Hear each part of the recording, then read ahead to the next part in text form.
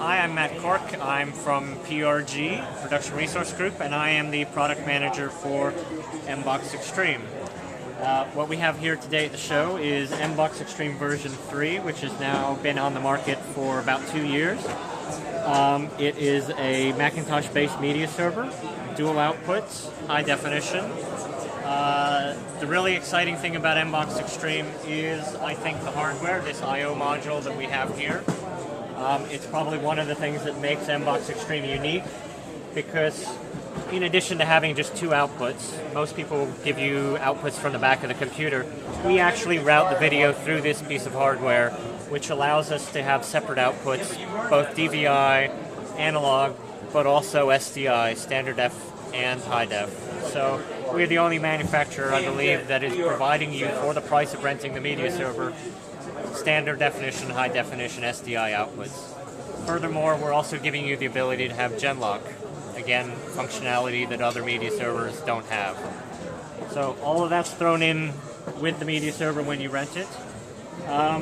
What we've been working on recently is some upgrades to the hardware. We've taken all the computers, we've taken out the old ones, we put new ones in, and new graphics cards. So we have much better performance now.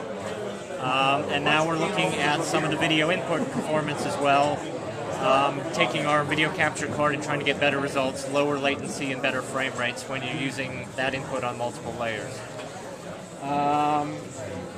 Finally, we're also working on some software developments, full implementation of CITP, so that our media server can talk to consoles, share thumbnails back and forth, and also do video feedback. And we are finally working on some sort of graphical user interface to control M-Box Extreme, so you don't need to have a DMX or ArtNet lighting console. And I'm going to hand over to Tom Sellner, who is our product manager for the V676. Thank you, Matt.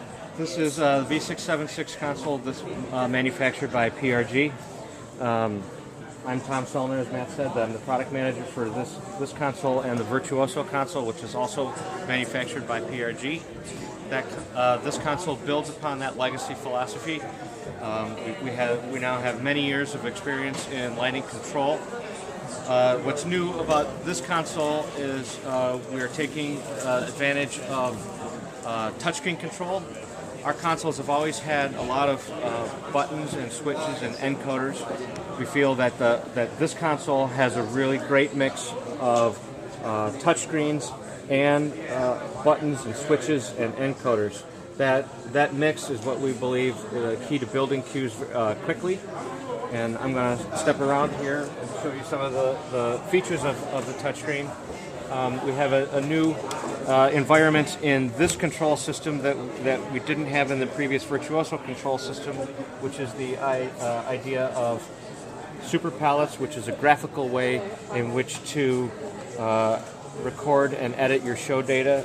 You can see here that you can mix up your color. This is I've selected this channel 100, which is a bad boy fixture that's also manufactured by PRG, and this is that mechanism will be is what you see on the touchscreen here, and all of the mechanisms for color and gobo mechanisms and beam control. All of those mechanisms, all of that data is able to be manipulated via these what we call super palettes. Additionally, you can change what parameter aspects of your show end up on these touchscreens. Sorry to choose beam here. Now you can move different. You can swap palettes from within the screen. So now they're on the buttons here. So it gives you that tactile feedback, which we feel is a key to building cues quickly.